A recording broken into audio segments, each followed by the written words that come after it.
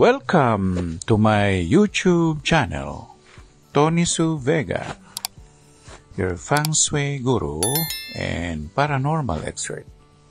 Karanasan, Mayo 3, 2024. Ngayong araw na ito, ako ay may iminit na kausap o naghahanap o nagsasaliksik ng katotohanan sa buhay niya.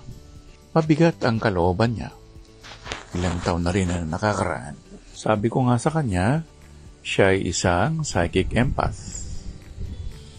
At niresolbahan namin ang kanyang nararamdaman na parang hungkag sa loob ng kanyang kaluluwa. Hinabi ko sa kanya na mayroon siyang dapat na ayusin.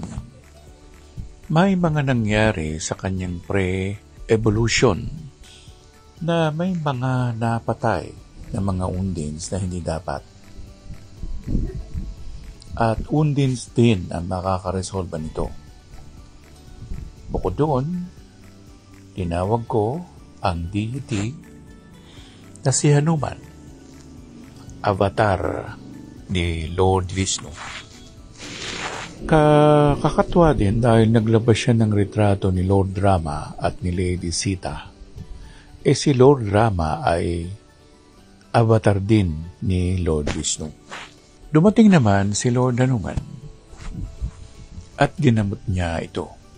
Humahampas ang buntot ni Lord Hanuman at tinulungan nga niya ito na mawala ang kahungkagan ng kanyang kaluluwa dahil sa naganap na yun laban sa mga undins. Pero yun ay kumbaga preliminaries lang yun dahil meron talaga siyang iba pang gagawin at tinukoy ko sa kanya na kailangan niyang magpunta sa tali at i-meet niya ang mga fire spirits doon. Nakakapag-isip-isip naman siya, subalit ang sagot nga niya sa akin ay hindi raw siya nakakakita. Nakakaramdam siya pero para sa kanya hindi nga bukas ang kanyang third eye. Iba-iba kasing interpretasyon.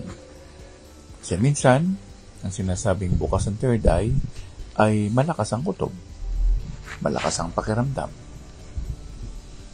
Pero kakatwa siya dahil para rin siyang yung dalawang ngayon ay mga Seraphim na. Si Sandalphon at si Metatron.